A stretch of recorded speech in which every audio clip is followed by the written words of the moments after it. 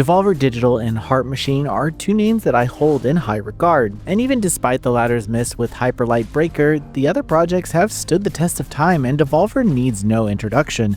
The two have now teamed up for the developer's latest release, Possessors, an ambitious 2D action adventure with Heart Machine's signature art direction. While the storytelling can be a bit inconsistent, its gameplay foundations shine through with constant decision making and memorable battles.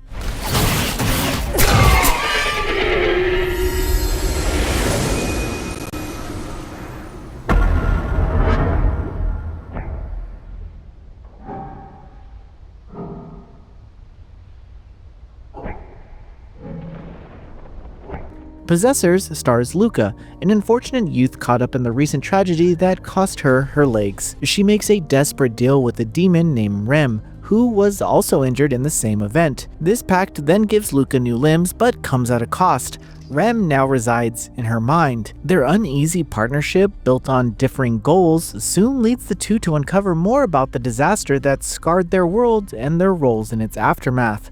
The strongest part of Possessor's writing is the relationship between Luca and Rhem. What begins as a tense necessity becomes something closer to mutual understanding as their shared memories come to light. Throughout the game, they'll occasionally peek into each other's pasts, and rather than this being just for the player's benefit, it gives both characters insight into each other's motives and personalities.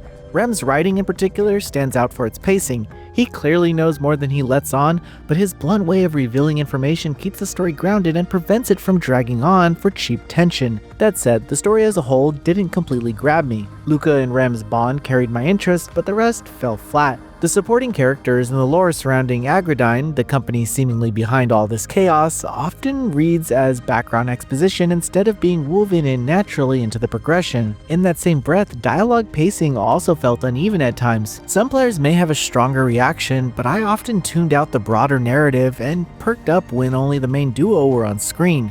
Thankfully, the gameplay kept me engaged from beginning to end. This Metroidvania takes a more combat-oriented approach, with Luca able to equip multiple weapon types and add affixtions that boost her stats. While the number of combos and weapons you can equip is limited, each one feels distinct. The kitchen knives you start with function like daggers, while a later baseball bat sends enemies flying, making it ideal for small, agile foes. You'll also find special weapons that can be equipped alongside standard ones, each tailored to different playstyles and enemy types. These specials can't actually be spammed, as their energy gauge, which is refilled by regular attacks, acts as a resource to manage. It's a simple system, but it adds rhythm to the combat. I did find the gauge filled a little too generously, slightly reducing the challenge in some encounters, but experimenting with combinations of normal and special attacks always stayed pretty fun. Knocking an enemy into a dazed state and chaining strikes together is consistently satisfying. While Possessors can feel simple once its systems click, there's a decent amount of challenge, especially in the boss fights. Dodging and parrying both have clear timing windows that keep you alert, and parries play a central role by reflecting projectiles and stunning tough enemies. It's a skill you'll likely rely on throughout the campaign, though the timing is forgiving enough to avoid frustration. Enemy design is another strength. Foes telegraph their attacks clearly, and their placements and levels keep you on your toes.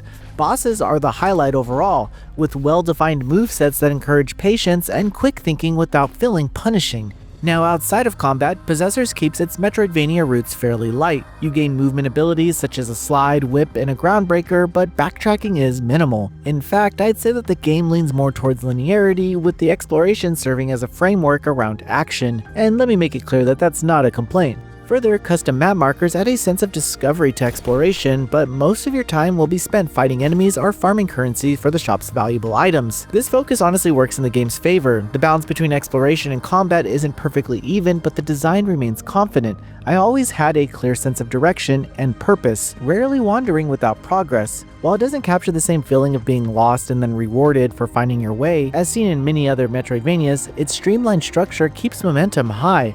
Unsurprisingly, Possessors thrives in its art direction. The environments are vibrant and beautifully detailed, while the character illustrations radiate personality. The contrast between the bright visuals and the dark themes creates a striking visual tone that makes every scene stand out.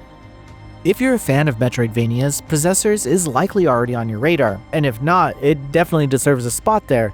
Its story doesn't always land and the difficulty could use some fine-tuning, but its two lead characters and thrilling combat loop make it well worth playing.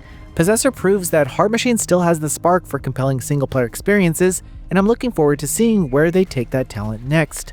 Noisy Pixel is giving Possessors an 8 out of 10. Thanks for watching. This video is brought to you by our supporters on Patreon. Noisy Pixel is run by a group of gamers providing independent gaming coverage through news, reviews, previews, and more. Check out our Patreon to help support our continued growth, and subscribe to keep up with all our future content.